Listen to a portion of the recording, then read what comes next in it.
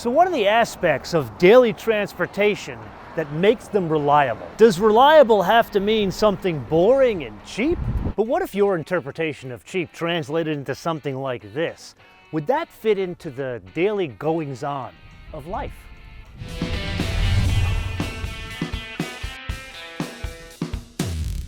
Okay, so yes, I'm kind of sandbagging you here. For this to be the cheapest Maybach on offer, it has to be based on something else. And like all Maybachs for the past many numbers of years, this one is based on a Mercedes-Benz, the GLS, the 450, the 580, even the AMG GLS 63. That is why it is the cheapest one on offer, because it is the vehicle that is big time in volume for Mercedes-Benz, and it's not built in Germany. It's actually built in a market that's cheaper to manufacture than Germany. That would be in the good old US of A. Now, a couple things going on here. This, yes, a Maybach, but it shares an engine with other GLSs, specifically the 8-cylinder from the 580. However, the tuning is different. This actually, we found out in the full first drive review, the tuning is from AMG, even though it's not an AMG engine. So this one has more horsepower than the GLS 580, although it's got the same amount of torque. Now that's all fine and good, but the aspect we need to focus on the most, believe it or not, it may be fancy, but it is a hybrid, specifically a 48-volt mild hybrid system. We've seen this from Mercedes-Benz for a number of years now, where there's an integrated starter generator motor that sits between the engine and transmission, specifically a 9-speed torque converter automatic transmission. So now that we've got a couple of years of these things on the road, not just in Maybachs, but GLSs, are they reliable? That's what you and I have to focus on today. Before we jump behind the wheel, a favor. And many of you seem to, you don't like my terminology when I talk about the YouTube algorithm, so let's just say it's not pleasant. Actually, it's kind of done us dirty over the years since 2017, so my favor, if you see value in these episodes, share these episodes on top of doing all the YouTube things. With that, vielen Dank.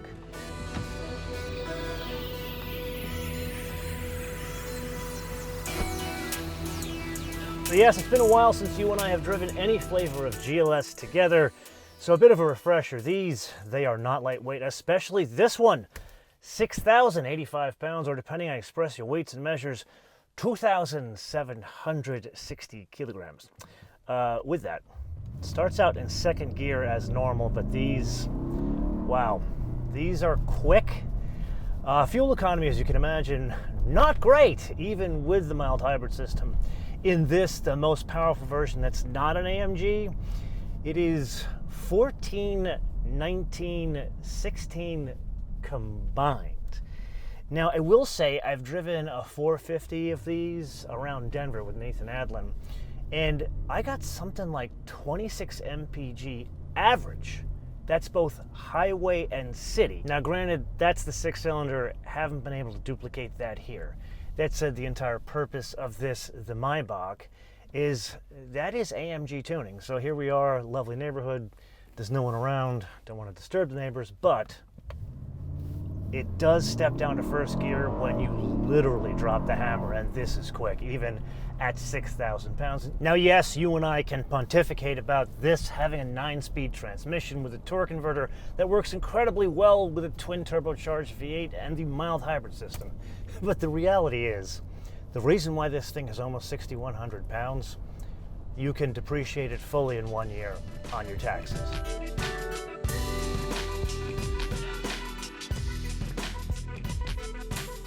And now, the moment of truth, reliability. This is an area where I pull information from different sources. Obviously, Mercedes-Benz dealerships, specifically the service departments, Mercedes-Benz North America, as well as people that I know or friends of friends.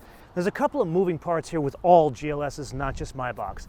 The easiest one, the MBUX, basically the infotainment system. There's been an issue with that. It's ongoing, basically to do it with updates. This is where I see it more like Silicon Valley than I see it as Stuttgart. Then there's the engine. No, not the propulsion system that involves the integrated starter generator motor, the engine itself. Now, from what I understand, these issues occur sub 100,000 miles, which means they happen early on in the car's life, which means they've been covered by the warranty for the most part. There have been times where they haven't been covered by the warranty to the tune of about $2,000. I've also heard of instances where they've happened multiple times to the same car. Then there's that mild hybrid system. Early on in the GLS life, from what I'm told, there was an issue with these things that they were very unreliable. The hope back in 2016 and 17 when we first saw these systems was less moving parts, more reliability in a complex car. That wasn't the case in the early ones. So much so I had a personal friend, actually you guys saw if you follow me on Instagram, the guy that has that beautiful yellow roof that let me drive it. His case was the most egregious. He took it on a road trip from here in LA out to Phoenix. The car basically turned into a brick, left it at the dealer there. They couldn't fix it. So they actually did the right thing, brought in Mercedes-Benz North America, who ultimately lemon law the car, gave them the car back. Now later models of these cars with the same 48-volt system don't seem to be having as many of those troubles, but I haven't heard them go completely to zero. So yes, you and I could be drawn in by the siren song of the second row, but that would be getting away from the focus of this episode, and that is the practicality, living with one of these things.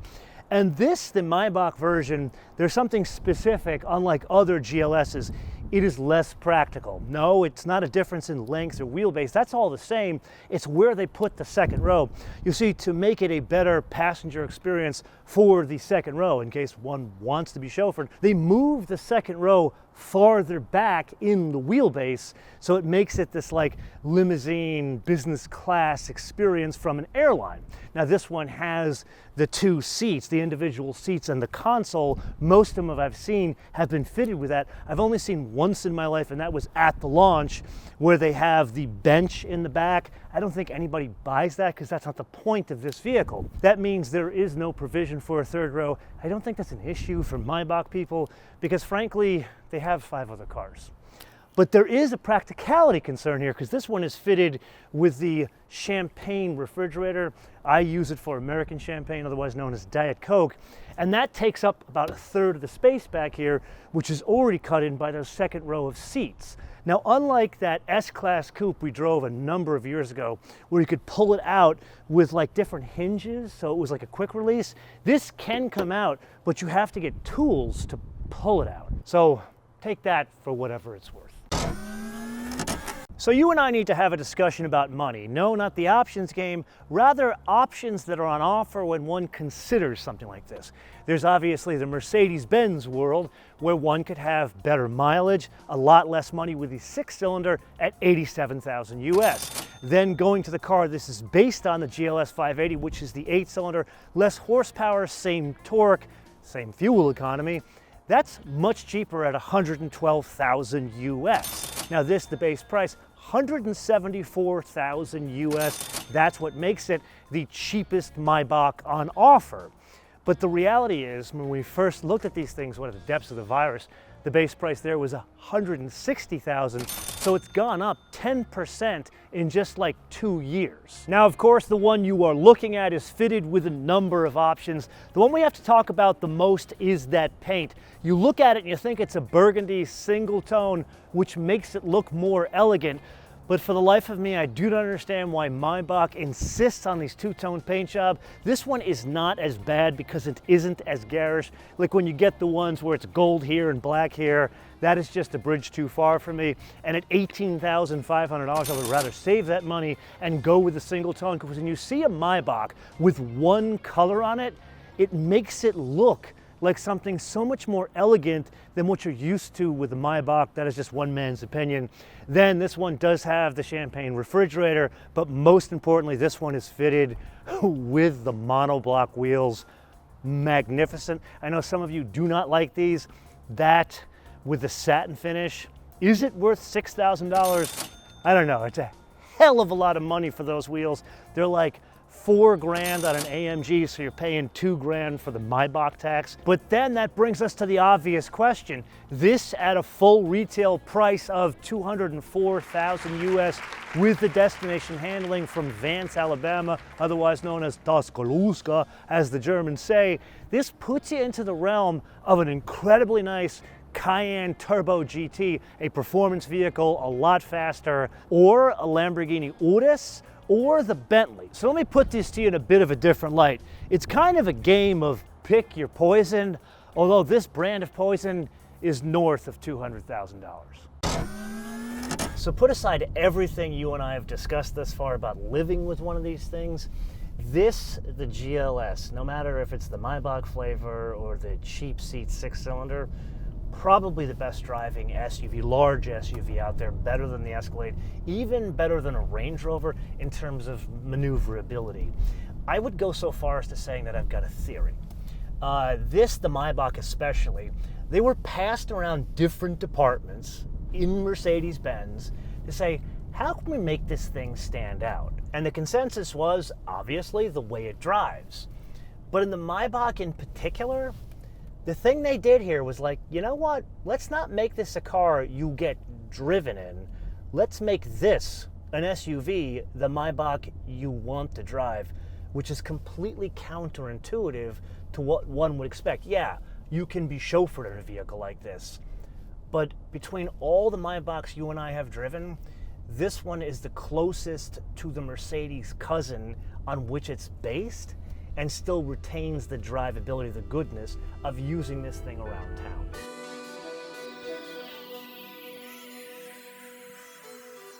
So we've come to that point where we have to stop and reflect upon what we've learned today.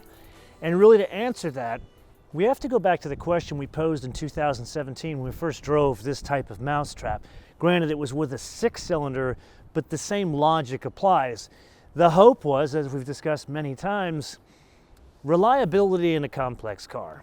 And what we've learned, we haven't attained that in at least the Mercedes world, but at least they seem to be working on it and getting a little bit farther down the road, where this, a complex car, may be to the point of maybe not Toyota reliability, but something that won't be troublesome after, say, 100,000 miles. Now that gets us to the wish list here. And this is a bigger question, because we've seen now over many years, as Mercedes-Benz has been down the electrification road, they said, we're going all electric. Then they said, you know what? We're going to see where demand takes us, and we're going to keep ICE going, which is great, which is the right decision. But in reality, they've also brought other technology, like, for example, the C43. We saw something there where it's a 4-cylinder, and they've put that electric motor inside of a turbocharger. You and I both know that will not be reliable going down the road, because you're applying heat to an electric motor. I just don't see how you're going to square that circle. So my ask is something very simple. Let's continue proving this technology out, because it solves all the problems that governments are saying they want to solve, where you get efficiency out of something that has an infrastructure for today and to the medium term, while you work out all the issues of electrification, things like infrastructure, grid, and more importantly, where do the minerals of the batteries come from? That we can argue in a different episode. So I'd like to see more put into this to get to the point of, again, maybe not Toyota reliability, but how about this? How about we take the aggregate of current BMW and Mercedes reliability, put that on the spectrum here. Then take the aggregate of current Acura and Lexus reliability, put that on the spectrum here, and target this type of propulsion system somewhere in the middle, maybe between the middle and that of the aggregate of Lexus and Acura. And here's my reasoning. Maybe not this one, because I see these things as fashion accessories. People change them like they change their underwear. But the GLS 450 and the 580, those are family cars. Granted, family cars for rich people, but at some point, the mother or the father who drives these vehicles, they tear another one off the roll. They'd like to keep it as a family car. So if it's reliable, they could keep it past the warranty and not get killed with huge repair bills. But I'm just one man. This is the point of the episode. I turn around to you guys to opine in the comments below, or via our social media, MotoManTV, all one word, MotoManTV, all one word, Facebook, Twitter, and Instagram. And with that, if you found this format fascinating, I would highly suggest you look at another episode where we looked at a use case that has a much more challenging reliability record, at least in people's minds, and that would be Range Rover. You can see that episode here. Until I see you in the next episode, bis später.